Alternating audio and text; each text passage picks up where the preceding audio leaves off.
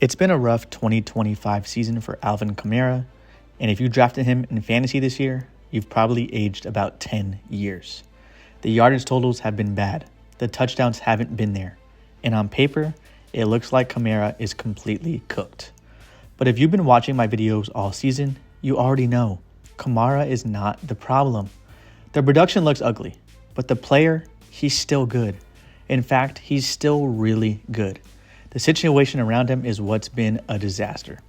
Today, we're breaking down why the numbers don't tell the full story, and I'm going to walk you through Kamara's Week 10 tape against the Panthers, where he finally had a good fantasy performance, and show you exactly why he's absolutely not washed.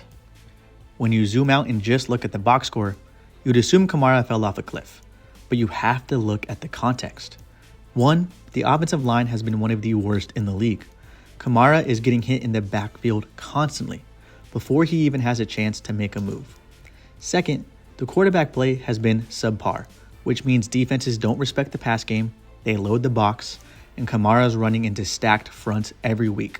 And number three, maybe the biggest issue, he's being used incorrectly. Kamara has made his entire NFL career off of being an elite weapon in the passing game. But in 2025, he has 31 receptions in 10 games. That's only 3 catches per game. Peak Kamara was catching 80 to 90 balls a year. That's around 5 catches per game. New Orleans has basically removed one of the best parts of his game. So if you're wondering why the fantasy production is bad, it's not because he's washed. It's because the situation is suffocating him. Kamara finally put up a nice fantasy line in Week 10 against the Panthers. So I went back and watched every one of his touches. And honestly, I was impressed. Let me walk you through the plays. Let's go ahead and start with the first clip. Kamara shows great vision here. The intended hole closes up instantly, but he doesn't panic. He redirects without losing any speed and cuts left, exploding through the new lane for a solid gain.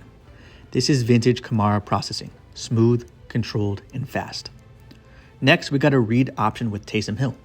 As soon as Kamara gets the ball, he plants his foot, explodes through the hole, and then weaves through multiple defenders without slowing down.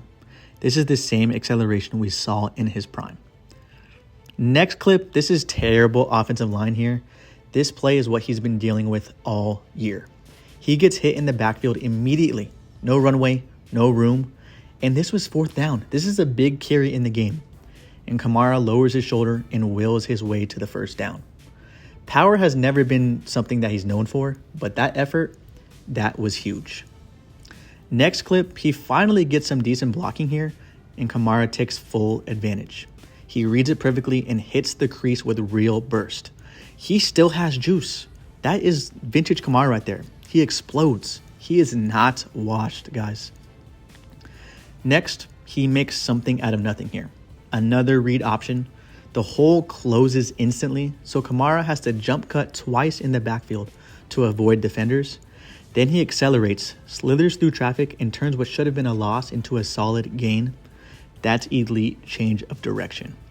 And last, we have a catch here, finally. One of only 3 catches on the day, which again is nowhere near enough. But this play, this one looks like Kamara from the glory days. He gets the screen. The blocking is good. And then he just glides. It looks effortless, like he's jogging. But he's slicing through the entire defense for a big gain. That smooth speed is what made Kamara special, and it's still there. After watching the tape, I feel the exact same way I felt all season. Alvin Kamara is absolutely not cooked. The athleticism is still there. The vision is still there. The balance, the burst, the receiving ability, it's all still there. What's not there is the situation. And because of that, I don't think we'll ever get another elite fantasy season from him in New Orleans. The environment just doesn't allow him to be the player he used to be. But in Dynasty, if people are selling Kamara because they think he's washed, I'm a buyer. He still has plenty of gas left in the tank, and in a different situation, or even with better usage, you'd see a completely different player statistically. If you enjoyed the breakdown, make sure to like the video, subscribe for more NFL and fantasy content, and drop a comment letting me know who you want me to break down next. Thanks for watching, and stop saying Alvin Kamara is cooked.